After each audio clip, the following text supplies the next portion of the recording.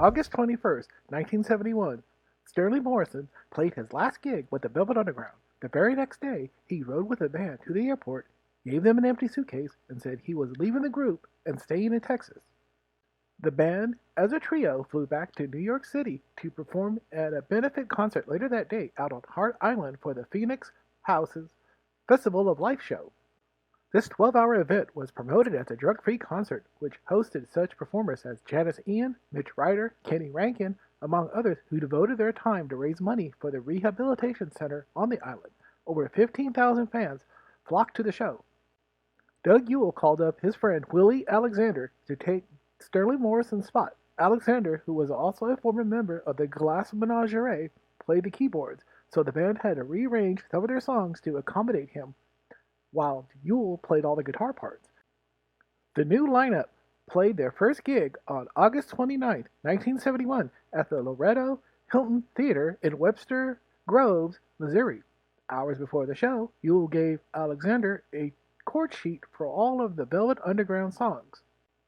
On September 3rd, the band played a show at the Vanity Ballroom in Detroit, Michigan. From there, they traveled to North Baltimore, Ohio to play at the Park on September 6th in an outdoor show along with Savoy Brown, Cactus, and Atomic Rooster.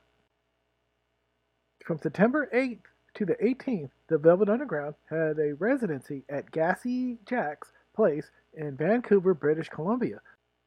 According to William Alexander, who reminisced about his time playing at the club, "We lived for a week in Vancouver and played at a place called Gassy Jack's in Gastown.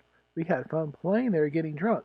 It was a beautiful city, and we had a great afternoon looking at the fossil trees at Stanley Park."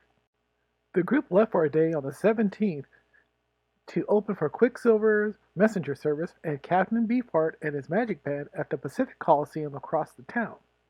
The Velvet Underground played the next day, opening for Quicksilver Messenger Service and the Captain Beefheart and his Magic Band for a show at the Edmonton Gardens in Alberta, Canada.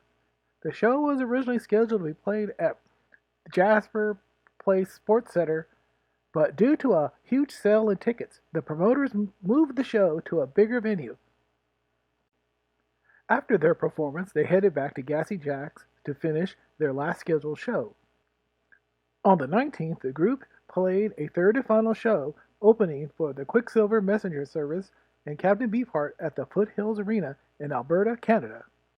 The Velvet Underground's manager, Steve Sesnick, along with Atlantic Records, arranged for the band to tour Europe in October to promote the album Loaded, which was finally being released in Europe.